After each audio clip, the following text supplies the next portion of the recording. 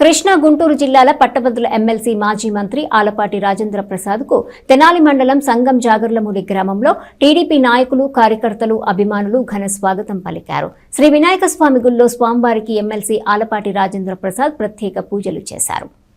కృష్ణా గుంటూరు జిల్లాల పట్టభద్రుల నియోజకవర్గ ఎమ్మెల్సీ మాజీ మంత్రి ఆలపాటి రాజేంద్ర ప్రసాద్ ఎమ్మెల్సీగా ఎన్నికైన తర్వాత తొలిసారిగా తెనాలి వస్తున్న ఆలపాటి రాజేంద్ర ప్రసాద్కు అపూర్వమైన స్వాగతం లభించింది. సంఘం జాగర్లమూడి నుండి కూటమి నాయకులు, శ్రేణులు, మహిళా నాయకురాళ్లు, కార్యకర్తలు పెద్ద సంఖ్యలో చేరుకుని ఆలపాటికి ఘన స్వాగతం పలికారు. తొలుత జాగర్లమూడిలోని శ్రీ వినాయక స్వామివారి గుడిలో శ్రీ వరసిద్ధి వినాయకునికి ప్రత్యేక పూజలు చేసిన అనంతరం సాగిన ర్యాలీ అంగల్కుదురు చేరుకోగానే పార్టీ నాయకులు, గ్రామస్తులు పెద్ద గజమాలను క్రేన్ ద్వారా ఆలపాటికి ఆవిష్కరించారు. అక్కడే ప్రత్యేకంగా ఏర్పాటు చేసిన కేకును కట్ చేసిన అనంతరం రాజేంద్ర ప్రసాద్కు శుభాకాంక్షలు తెలిపేందుకు కూటమి శ్రేణులు పోటీ పడ్డారు. స్థానిక మసీదులోనూ పెద్దల ఆశీర్వాదం తీసుకున్న అనంతరం ఎన్టీఆర్ విగ్రహానికి పూలమాలలు వేశారు.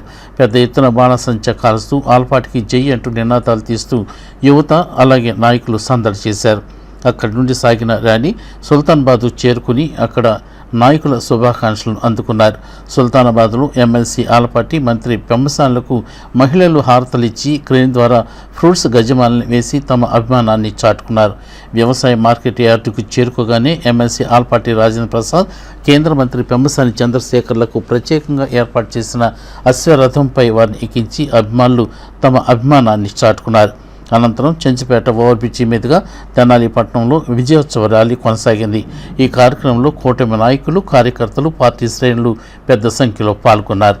జనగణ మంగళ నాయకుడా, ఘనమగు చరితల నాయకుడా, పలుతరములు మము పరిపాలించర స్వామికుడా, నవయుగ మేధో సైనికుడా, సమయము తెలియని సేవకుడా, యువన వ్యాంధ్రకు ప్రగతిని చూపర సాధకుడా, వైతాళికుడా.